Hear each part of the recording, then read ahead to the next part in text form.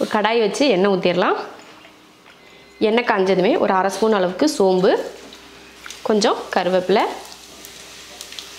அடுத்து 2 பெரிய வெங்காயம், அடுத்து ஒரு 10 போல் பூண்டும் அப்புறமா 1 இன்ச் அளவுக்கு இஞ்சி எடுத்து தட்டியிருக்கேன், அதை சேர்த்துடலாம். சேர்த்துட்டு இப்போ நல்லா கலந்து விட்ருலாம்.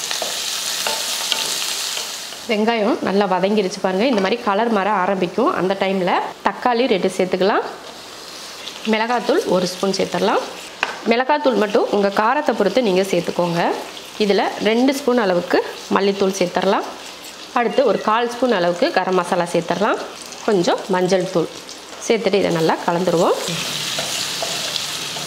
நல்லா இந்த தக்காளியும் மசாலாவும் நல்லா வதங்கி பச்சை வாடையெல்லாம் போட்டு இப்போ பார்த்திங்கன்னா தக்காளி வந்து நல்லா வதங்கிருச்சு. இந்த டைமில் க்ளீன் பண்ணி வச்சுருக்கிற கணவாயை இதில் சேர்த்துடலாம்.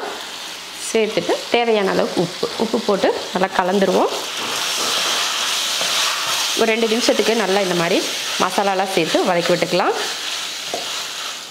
இந்த மாதிரி ஒரு 2 நிமிஷம் வதக்கினாமே பாருங்கள், அந்த கனவா மீனில் இருந்த தண்ணியெல்லாம் வெளியில் வந்திருக்கு. இப்போ கொஞ்சமாக தண்ணி ஊற்றிக்கலாம், அதிகமாக வேணாம். நம்ம வந்து ஒரு கிரேவி ஒரு வறுவல் பக்குவத்தில் தான் செய்ய போகிறோம். அதனால் ரொம்ப தண்ணியெல்லாம் தேவையில்லை. இந்த அளவுக்கு ஊற்றிக்கிட்டால் போதும். அந்த கனவா வந்து முங்குற அளவுக்கு இருந்துக்கிட்டால் போதும். பாருங்கள் இந்த அளவுக்கு. இப்போ மூடி வச்சுட்டு ஒரு 10 நிமிஷத்துக்கிட்ட வேக வச்சுக்கலாம். அடுப்பை வந்து ஒரு மீடியம் ஃப்ளேமில் வச்சு வேக வைக்கலாம். 10 நிமிஷம்னா 10 நிமிஷம் கூட இல்லை, 10 நிமிஷம்னா 10 நிமிஷம் வரைக்குமே வேக வைக்கணும்னு இல்லை. வேகலைன்னா கொஞ்சம் எக்ஸ்ட்ரா ஒரு 2 நிமிஷம் 5 நிமிஷம் இந்த மாதிரி நீங்கள் வேக வச்சு எடுத்துக்கலாம். நமக்கு தண்ணி வற்றுறதுக்கு பார்த்திங்கன்னா கரெக்டாக 12 நிமிஷத்துக்கிட்ட தண்ணி வற்றுறதுக்கு ஆயிருக்கு. இப்போ பாருங்கள், நல்லா அந்த தண்ணியில் வற்றி எண்ணெய் பிரிஞ்சு வர ஆரம்பிச்சிருக்கு பார்த்திங்களா. இந்த டைமில் நம்ம என்ன பண்ண போகிறோன்னா ஒரு 2 ஸ்பூன் அளவுக்கு மிளகுத்தூள் நான் வந்து எடுத்து வச்சுருக்கேன், அதை சேர்த்துடலாம்.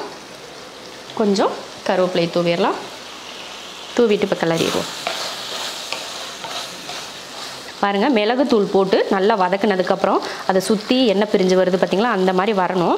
வந்ததுக்கப்புறமா நீங்கள் அடுப்பை ஆஃப் பண்ணிக்கலாம். நான் கிரேவி பக்குவத்தில் கூட செய்யலை, வறுவல் போல் செஞ்சுருக்கேன். அப்போ நம்ம வந்து இந்த மசாலாவோட சேர்த்து ஒன்று எடுத்து சாப்பிட்றப்போ ரொம்ப நல்லாயிருக்கும் இல்லையா, அதனால தான் நான் இந்த மாதிரி செஞ்சுருக்கேன். இப்போ நான் அடுப்பை ஆஃப் பண்ணிடுறேன். அருமையான ஒரு கனவா மீன் வறுவல் ரெடி.